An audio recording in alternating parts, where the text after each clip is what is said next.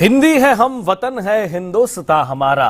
પહેલા આપણે ભારતીયો અને પછી બીજા બધા છીએ, હંમેશા આપણે કહેતા આવ્યા છીએ અને બસ આ જ વાતનું એક ઉત્તમ ઉદાહરણ સામે આવ્યું છે સુરેન્દ્રનગરના વઢવાણમાં કે જ્યાં કાઠી પરિવારે કોમી એકલાસનું અનોખું ઉદાહરણ પૂરું પાડ્યું છે। કાઠી સમાજના આંગણે વરરાજો લગ્ન કરવા માટે આવ્યો, પણ આશ્ચર્યની વાત એ છે કે પરિવાર સાથે જાન જોડીને પરણવા આવેલો નવયુવાન મુસ્લિમ સમાજનો હતો।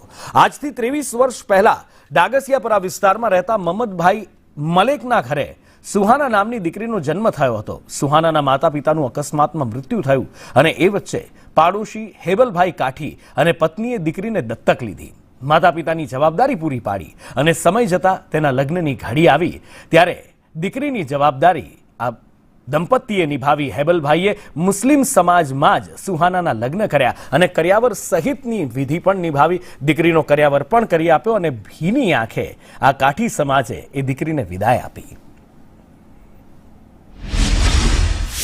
આવા મહિનેથી ને અમારા ભેગી રહે છે, મુસલમાનની દીકરી છે, હિન્દુ હવા મહિને છે, કોઈ તકલીફ નથી।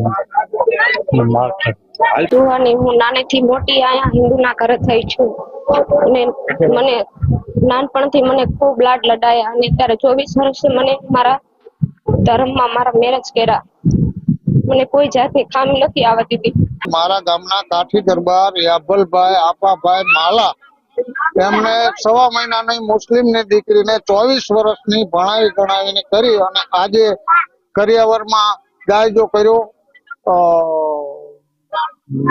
ભણાવી ગણાવી અને મુસ્લિમ સમાજની અંદર એના નિકાહ પડાવી દીધા। એને યોગ્ય વર ગોતી અને એ દાંપત્ય જીવનમાં બે માણસ સુખી રહે એવા આશીર્વાદ છે અમારા। મેં એક દીકરી છે કાસમભાઈ જમાદાર કરીને હતા, ઘણા વર્ષ પહેલા એમનો ડેથ થઈ ગયેલું છે અને દીકરી હેબલભાઈ ને સોંપેલી, બહુ નાની ઉંમરમાં આપેલી। 6 મહિનાની દીકરી 2 મહિના 3 મહિનાની હતી અને આપેલી અમે ઉછેર કરીને મોટી કરી।